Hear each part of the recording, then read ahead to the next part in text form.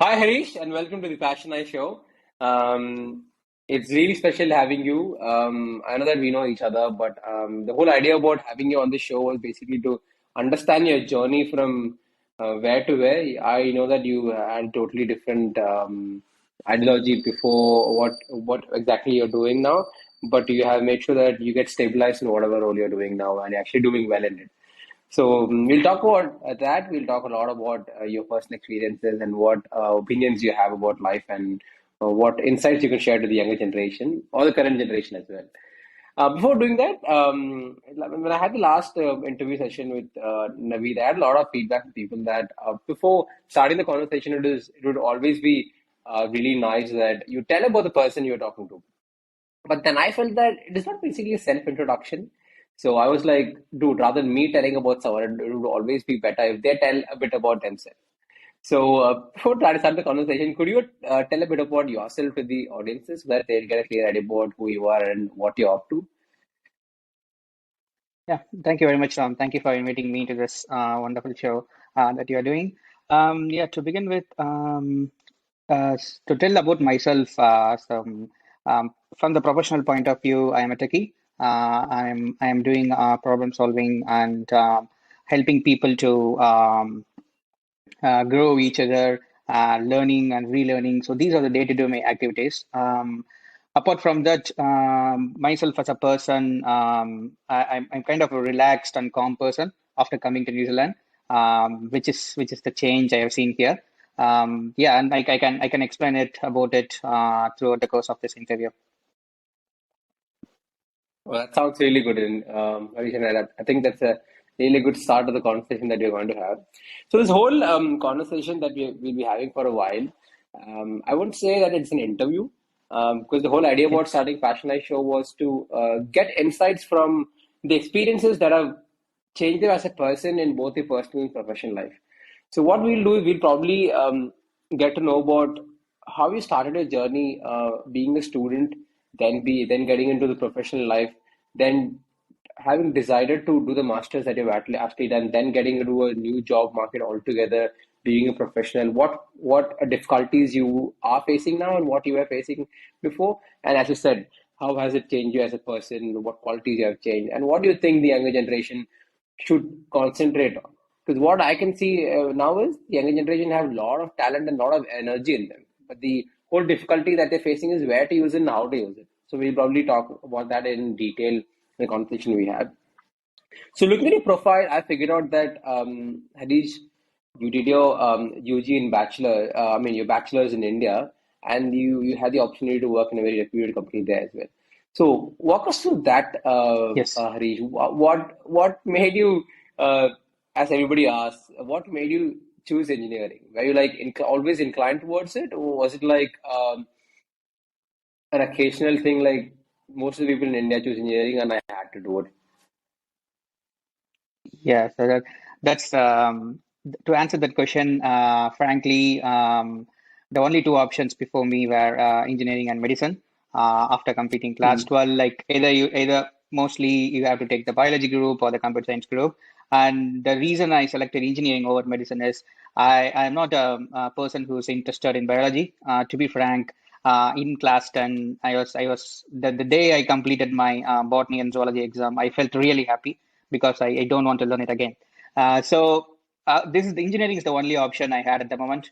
And to be precise, I want to be a computer science engineer. So at the time, because the reason is I kind of had an interest towards the computers, and it all started when I was in year six when I played the Kormani Korpati game in the computer for the first time. But I didn't have a proper planning towards it. Just in the flow after completing the UG, based on my marks, I am there were a few colleges which I can get into, and as you mentioned, I got into a college which is a reputed one. Then from there onwards, during the UG days, as I said, even though I want to become a computer science engineer, rather than taking computer science, I thought of selecting something that is related to electrical rather than cutting short Okay. only for computers. So then, And based on some suggestions from the people who are already in the industry, I selected electronics and instrumentation engineering.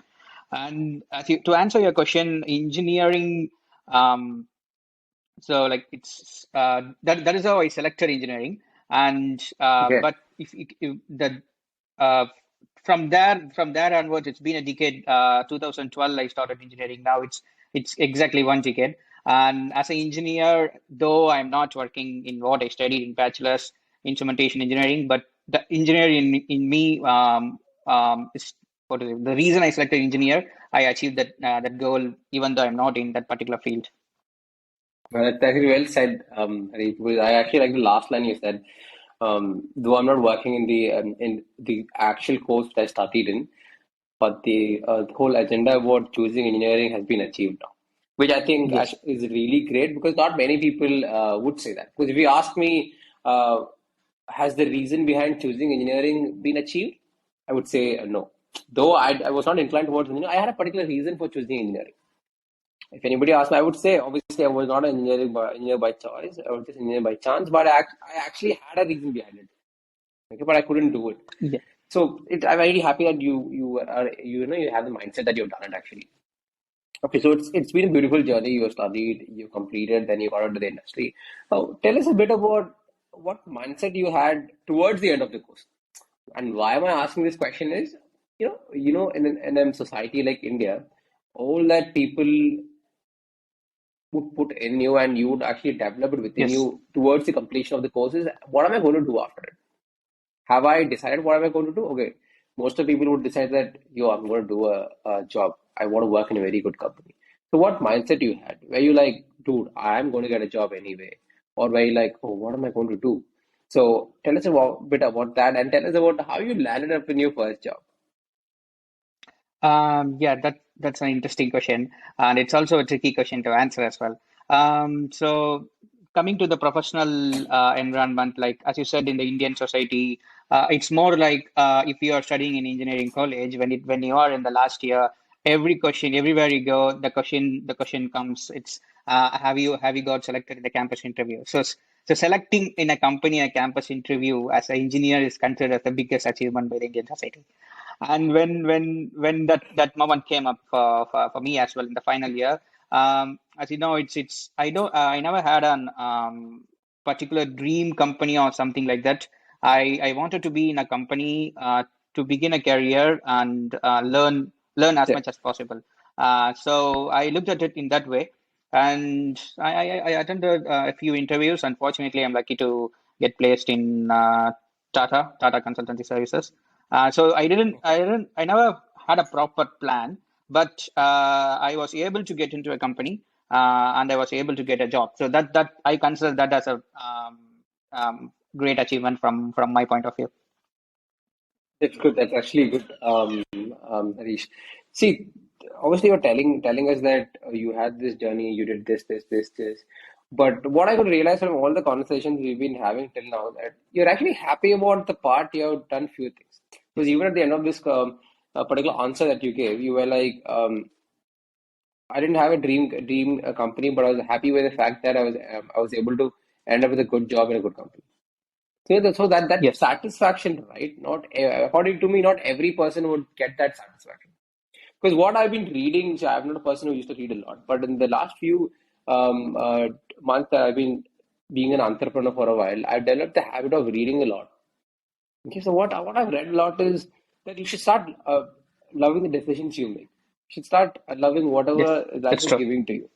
Okay, right? So I think I'm not sure exactly, but from what you have said, I could realize the fact that, okay, dude, I'm happy with what I have now.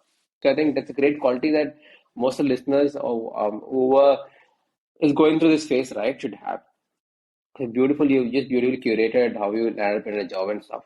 So could you please tell us about what job you were exactly doing in India, and was it like you just started liking it? I know you told me that you were happy that you got a job, but obviously when you get a job, right, when you join the job, your expectations would have met or would haven't have met. There's a big gap between that. For me, it was And neither of the two, because I had a blank mind. I had no clue about what am I going to do. So I went for first job. I started learning. That's why I started learning. But my friends, they had a lot of expectation because they had a lot knowledge about what job they were going to do. So could you please walk through that as well? Yeah, sure. So yeah, as you mentioned, I'm happy about what I am now. And when I got the job, also like I had a few expectations. But in your life, Ram, you can take an example of a machine. Like the machine, it's not it will not be 100% efficient. So as well as you will have certain expectations, but I don't think like it's highly unlikely that everyone meets the 100% expectation wherever you go. So my job is also first job was also like that. So initially, I was really excited. The initial training program that was really good. Then when I started doing the job, so initially I was into application support and development. So the initial 1.5 years, it was really good. The learning was really good, and it kind of formed the basement for what I am now. But after that, there will always be a saturation point in a job you're doing. So after 1.5 years, nearly the second, once I completed the second year, when I started my third year, the day-to-day job it's kind of became. I would not use the word boring, but the context which I'm going to use the word boring is like uh, the day-to-day life became like a routine for me, like the job which I Okay. am doing, which I was doing at the time. So I will just look at this. Oh, this is that. This is that. That's all. This is the solution for it. So that was the moment I decided to okay, this is what we have achieved from this job. So we have to go to the next job. And regarding the expectations, in terms of the work culture, in terms of the work environment, it did meet my expectations. I was able to work with different people. Like so, we are basically I'm from Tamil Nadu. In Chennai, where my colleagues they were from different parts of India. So it was really good to know about their culture Mhm. and their life, how they came into engineering. So that environment gave me an opportunity to how you should work in a diverse environment as a team. So I learned that the team skills from the 2 years, and as well as the client, our my client, our client was based in the US and Canada. So whenever I spoke to them in a meeting, so my English language skills that also became what is a bit improved, I would say. So those are the expectations Mhm. which was really satisfying for me. But in terms of the learning, it saturated, and then I decided to what is the next step. So I had two options: whether to change the company or improve my skills. Then I decided to do a master's degree from that point. So Okay. that is my journey. That's That's my basically journey a, I in think previous you just company. summed up a lot. Yes. I Okay. So have you summed basically up and summed up a got it long and journey helped in you. very structured. Yeah, so you're basically given me an answer for my next question as well. Yes. So probably the question was like, what do you do after working for 3 years? Yeah. Here we are have the answer already. So I'll not ask about it again. So what I'll ask about is now, see, there are a lot of people who go do masters, and obviously there are a lot Yes. of people in different countries around the world who are working now. But having got the experience or the opportunity, I would say, to meet a lot of people from different parts of the world, or having friends in different corners of the world who are in the same position, and me being in the same position before, what I realize is, though you do master, you realize that you are a master student once you complete it. That's a very the phase that you go through after completing this course is right. It's basically mentally and physically challenging as well. It takes a Yes. lot of energy from you, because the reason behind that Yes. is what you would have had expectation before starting your masters. That is like once you're done with your masters, your career is again going to start in a very good path. But Yes. what people That's right. or what a mind doesn't realize is, in order to start that career, right, you have to go through a phase where you have to physically and mentally challenge yourself a lot in order to understand the space you are in and mold yourself according to that, so that you end up in a very good job or you start your career in some or the Yes. other way. So Yes. I've realized it Yes, Harish. myself, and you've realized it myself. So what I want to know from you is, obviously I don't want to know about how you applied for jobs, how you gave an interview. I don't want to know about that. What I exactly want to know what is um, that phase you had, right? That phase could have been small, could have been for weeks, could Mhm. have been for Yes. months, or it could have been even for a year. So everybody has a different timeline for them. Because so if you have experienced that phase, right? How was it for you mentally, and how did you like cope up with the fact that, okay, dude, I'm not getting it now, but some of the other time I would get it, or in that phase where you like, okay, I'm just done and I'm going to go back. So how did you handle that phase, Harish? Yeah, before answering that question, I will bit elaborate about how before landing into that space, how my learnings in my masters helped me tackle it. So after the day I came to New Zealand, like from the first day until I got my job that 1 year, it was a mixed feelings. Like as you know, when I came here, at the time you were about to complete the course, and the first semester with the COVID and the lockdown, so everything went in a fraction of seconds, and I kind of felt like the first semester is gone. What we are going to do? But after that, I really learned a lot of skills, like the core structure. Itself is really good. Like rather than the technical skills, all the course works. They had a group project, they had a teamwork, and during that time, I had an opportunity to meet different people from in India. When I was working, I met people from different parts of India. Whereas in New Zealand, when I was doing my masters, I met people from different parts of the world. So communicating with them and working in a team project really helped me to build my life skills. And at that time, when I had a discussion with them, and they told me how this pace will be, because some of them Okay. they are already in that situation, and they told me like it's not something coming to you just come here and do the coursework and get it a job. It doesn't work here. So once you finish it, they gave me some tips, and they told me the importance of networking. So here it's in that phase we have to speak to a lot of people, so when we are searching for job, so that is what I learned from them. And they also mentioned that that pace is going to be a difficult pace, but somehow you have to speak. So if you Hmm. don't speak, if you don't ask, you will not get it. That is what they told me. And eventually when I landed in that space, I would say like I'm lucky enough to get a job within 40 to 50 days of completing my course. But that 40 to 50 days, as you know, we were staying together. Like uh, every day, I was writing 5 to 6 cover letters. Every day, I was changing my resume as per the requirement. So Okay. that pace is really it's like that is where you learn to be patient.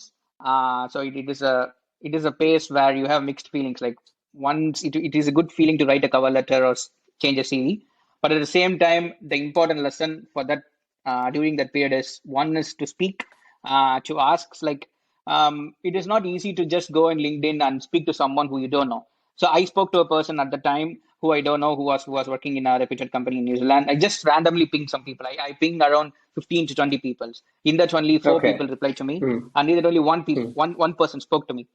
So that is a difficult pace. You will apply a Hmm. lot. You will try to speak to a many person, but whoever is responding to you, use that opportunity very well. Like try to get as much information from them. So when I spoke to that person, he gave me a lot of information. Yeah, That true. helped me to write a Hmm. very good cover letter. That helped me to build the resume as per what New Zealand is requiring me to do. So I did all those things, Okay. Okay. and luckily, Hmm. I got landed into my job. So that is the important part. Like you have to communicate with the people, especially the people who are in the industry, because you are moving away from your home country. That country is different. So from that, you will get some inputs, and based on that, you can improve your CV and cover letter, everything, and you can land up in a job. But those two are the skills: patience and speaking to people. Those two are the skills that I learned during that period. Okay. So it's again, Harish, all your answers well structured actually, if you ask me. Okay, so what I could get from your the answer that you gave, right? What I could understand is networking is very important, obviously. Now, according to me, no Yes, matter which part of the world you are in, and no matter what you want to do in life, networking is very important. You cannot yes, you that's so. cannot survive in this fast-paced world at present without networking.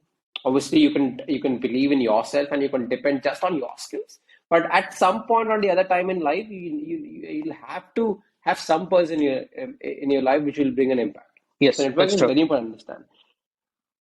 So Yes. you told us that obviously I know as well that you got the job within 40 to 50 days after completing a course. But how did you deal with your mindset the 50 days? Because getting to know you in person very close, I could understand that even those 50 days, right, that were mentally challenging. Because Yes, that's true. what the fact is that we actually run behind time, right? Because there are a lot of Yes. commitments which every person who studies there, or no matter which country they studied in, have personally and in the professional career as well. Few people might have worked for 5 years and they wouldn't have, or they would have done a master's and they wouldn't have get a job. They wouldn't have got a job for like a year, and they would be like, "Dude, I already have so much break. How am I going to get a job?" And then some will be like, "Dude, I Yes. have so much personal responsibilities. What am I going? How am I going to repay my loan, for example?" So, did you have Yeah, that's any true. mental challenge within that 50 days? Yeah, uh, I did have a great mental challenge at the time. The reason I'm using the word great is because, as you mentioned, you clearly mentioned, like there are a lot of stakes in you, a lot of stakes on you when you move abroad, and as you mentioned, you took Hmm. you are bringing in a lot of money, and the what is it? Still, you land in the first job. It is very difficult. Like back in India, when I was in undergraduate in the final year, there was no pressure on me at all to get a job. Like though there is a that very little amount of pressure because I know I'm going to get one because all Yeah, those true. additional things were taken care by the university, like be it arranging an interview or proper everything. They That is the pathway was very comfortable in India, and you will be in a very comfortable position. But Yeah, cut and come to New Zealand, that 50 days, it's like you have to do everything for yourself. And true. every time I get an email notification, all of a sudden I will take and I will see whether it's up if someone has replied, if someone has replied, if someone has replied. So 24 bars 7, my thinking will be like getting a job, getting a job, getting a job. And it's at one point it will be really frustrating.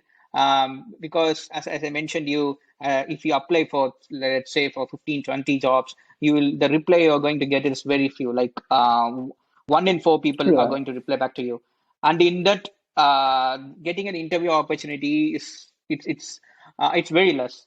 Most of the email will be like, "Thank you for your interest."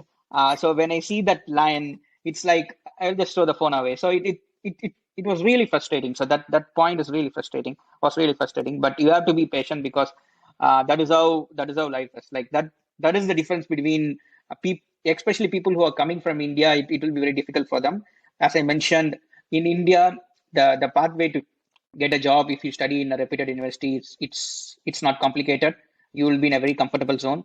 Whereas here, you will not be in a comfortable zone, and you have to mentally prepare for it. It will be a difficult phase, but at the end of the day, as what is it, you will be landing in a job. So even though it's a difficult phase, you have to go through it because that is how life works here. True, true that, Harish. So that's well said again as well. So, what do you think that people nowadays should do? When I mean people, I basically I'm talking about all those people who haven't started their career or are in the very early stage of the career. See, I've been getting this opportunity to talk to a lot of students for the last few months. I've spoken to like 300, 400 students in the last 2 months. So what I could understand that they're very smart. They're very smart. They have a lot of energy Yes, and they have a lot of knowledge, probably 200, 300 times more than what we people have now. yes, But yes, that's true. the what understanding they don't have now is that there are a lot of opportunities available in the market, but they have to equip themselves according to it. Yes, Because the that's mindset true. is totally negative there. Though they have a lot of knowledge and lot of energy, the mindset is that, dude, we don't have enough opportunities. So anyway, we are not going to get a job. 1,000 people are applying for jobs, so we won't get a job. We cannot become big in life. So what do you have to tell to the younger generation, Harish? Obviously, you have told that patience is very important in life. But do you think that self-grooming and self-improvement is always important, and we should always keep pushing ourselves to make sure that we are compatible enough to tell the job market that, dude, if you take me, I'm the one. If you take me, your job is done. I'm going to do a brilliant job. So how do you do it? Is it like you go to a job and then just start learning, or is it like even before entering a job role, you should make it take enough effort to make sure that you already understand a bit of the job that you want to do. So this question is basically considering the current market and the current competition in the market.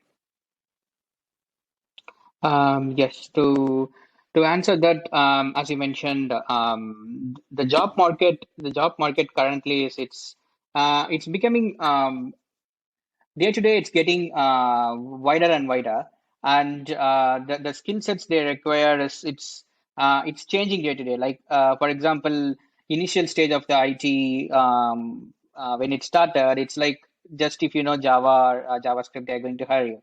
But nowadays people, that is what I have seen in New Zealand, is people expecting you to be a what is it? You need to have some sort of behavioral skills as well. So as you mentioned, you may be a very good coder, you may be a very skilled developer, you can have a very good analytics skill. But if you want to prove to the employer that you are the person, um, the way you stuck. If, for example, if they ask you a question like, "Explain me about a project you did in the UG," Mhm. so the person might be a very good be it be it coding or be it data analytics or be it some other engineering, he may have that, he or she may have that knowledge, but the way you express yourself, that is where you will get into the job that you are willing to. So it's if they ask you that question, like you have to be prepared to answer from you have to be prepared to answer the project which you did clearly, even it is very simple, even if they ask you what is at 2 plus 2, the 2 plus 2 answer is 4, but the way you say is that Okay. is where the difference you are going to create. Yeah, I So get that. that is the point where the younger generation need to prepare themselves. I mean, we are also younger generation. I'm saying the new generation. So they have Okay. to find a way to communicate. Communication means I was not talking about grammatically speaking a proper English. Yeah, You have to I have the get it, Navi. confidence I get to it, Hari. explain what you have done. So if you Okay, have the okay. confidence to explain what you have done, then you will be in a very good position to get to land in a job. Okay, okay. So basically, from what I've understood is, so you basically t telling us that be confident in whatever you're telling. First, be confident on Yes. yourself that, dude, I am made for this role. So I think Yeah. this thought process somewhat matches my thought process as well. This might sound arrogant. People might tell that what answer I'm going to give now is a bit on the wrong side. Because what I tell to a lot of students or a lot of career aspirants who speak to me is I tell them that, dude, when you sit in an interview, you should never show that interviewer that you're desperate for the job. Obviously, the interview knows that you Yeah. need this job, That's true. but you should have that attitude. Yeah, but you should have the attitude inside you that, dude, if I'm not going to get this job, it's not a loss for me. It's a loss for the company. I'm going to have opportunities for giving 1,000 more interviews.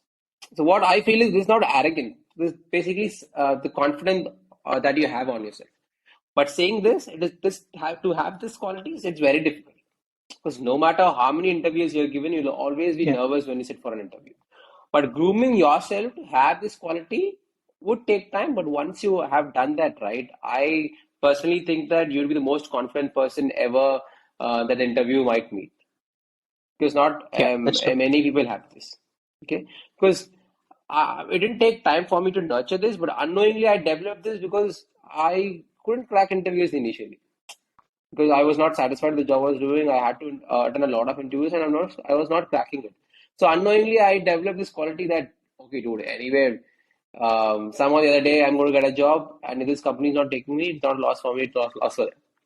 So then I realized that, dude, if everybody has this quality, then obviously they can showcase the better part of them to the interviewer. So that is well said, Harish.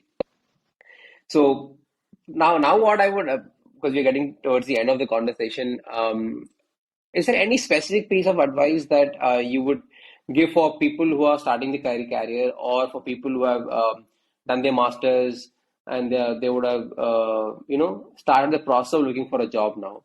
Or on an overall, if you would like to give an advice for the common people like us who are working in the industry, it could be either be our personal life or professional life, what kind of advice you would give to them to have a very, I would say, peaceful life? Because the biggest problem in this current generation, I would say, is to have peace in whatever we are doing. Peace with our personal life, peace with our professional life as well. So, is there any specific piece of advice that you would like to give to the audience? Yes, I like that. The question you have asked is it's not an easy question to answer. To attain peace is not a Okay. easy. There is no proper structure for it. But I could answer from my experience. So this is based on my Mm-hmm. experience in the last decade of my from undergraduate to my professional Okay. life. So I would say like focus more on your behavioral skills because the technical part is like people nowadays think like if you go to Udemy or if you go to any Coursera and do a Python Mm-hmm. course or do a Java course and learn it like from the basic of Java to higher level pattern. So Okay. you can't be a master in a programming language as a fresher. Like you don't need to do that. You learn the fundamentals, like prepare that mathematical skills, because the day-to-day work is not a coding challenge. The day-to-day work, it's not like a computer lab exam where you will be given 1 hour time and there will be 10 problems to solve. It doesn't work in the way. The day-to-day life, it's more about how you communicate with the people. So two skills that I would say is listening and speaking. So day to day, it will be like you have to ask for help. Like it's not like every task you have to do it individually. It's not like that. You will always have a team. So you learn that skill to ask for help whenever you need it. So that is the one thing. And the second thing is, if you know anything, teach it to others, and also like listen to whatever the people is saying, because it's very important in the way agile works. Every time there is a discussion within the team, you have to Mm-hmm. listen it and you have to give your ideas. So feel free to speak out and develop these skills, because once you come into the industry, as I mentioned, like you will get the help from the senior developers and the people around you to solve the Okay. problem. You are not alone. So you are with the team. So develop the Mm, team yeah. skills where you have the capability to ask people what you need. So that is the answer. But that is what I learned from my professional life. So even a senior developer, he may have some doubt and he may post in the channel like, guys, I'm facing this issue. Can someone help? And some junior developers might know the answer for it. So this life skill, this skill you have to have, even if you have 15-20 years of Mm, experience, even if you're a solution I architect, get it. you Yes. may not know something, but a fresher can know the answer to it. So that is my answer. Like develop the skill of listening and asking whenever you need. So those two skills is very important in a professional life. That's really good, Harish. If you take a book which says that these qualities to have a good life, I think probably what a lot of things which you said would have been already there in the book. But I think there are few things which you said are very strong. It was like bang on. So what, according Yes. to me, those were like, see, listening and communication is main. If you had to survive in this Yes. competitive world, and if you are Yes. basically very ambitious, listening and communication is very important. See, I was a person who had the capability of communicating, but I wasn't a good listener. So after becoming an entrepreneur, I've I'm trying hard to develop that quality of listening. Because according to me, if you're not a good listener, you cannot communicate well as well. Yeah. So I've started doing that. That's true. So the one important aspect was I will also take, which also act as a takeaway from this interview as a whole is, Naveed, the answer that you told now is like you should always be ready to transfer the knowledge to Yes. someone, who's in a position to learn. So I think you can That's take it true. as an advice or a strong point both in your personal life and professional life. Because if you don't have the quality of Yeah. transferring knowledge right, so it is basically you are basically wasting the capability that you have. Because you have to realize the fact that you're Everyone not will be going to in do that phase. anything. Yeah, you're not going to do anything just keeping things within you. Only when you transfer knowledge right, you're developing the opposite person and you're developing yourself as well. Yes. That is very important, Harish. That's true. So I think you actually curated very well. And I'm very happy that I could ask that question because that gave you the opportunity to give that answer. And the whole conversation was very, I would not say professional, but it was very clean, Hari, because Yes. yeah, for a while, I've been doing interviews with people I know. You see, you've been my friend for years now, and I did an interview with Naveed as well. He's been my friend for years as well, and we all share a very close bond. We are not like friends who like talk for a while and stuff. We are in very close contact. So I was always afraid that, okay, I'm going to do an interview with my friends, but how am I going to do it? But now after doing these interviews, right, I realized that only because we are close friends, right, we understand the seriousness of having conversations like this, and once we get into the conversation, we just get into it. So I think it's Yes. very That's important true. for people to have this mature friendship. So I'm very happy that you came for this interview, Harish. Obviously, like I said to Naveed as well, it's a surprising fact that we have spoken for so long without having any normal conversations that we have. So thank you for being We on the have to second use that episode of the if we have the Passion. normal atmosphere. So thank you for being on the second episode of the PassionAi show, Harish. Obviously, we'll make sure that we bring you on board for a lot of different initiatives that we are going to do in PassionAi, and we'll make sure that the audiences could learn as much as possible from your personal and professional life as well. But for now, we'll just knock off this so-called catch-up we had. And again, I would like to thank you for being on the PassionAi show. And thank you for all the listeners as well. And this again, it was Harish for you. And he's been working as a web developer in the New Zealand media and entertainment company, if I'm right. And it's until next time, it's Ram Vignesh signing off. And if Harish want to say something at the last, you could, or otherwise we'll just say see ya and just knock off.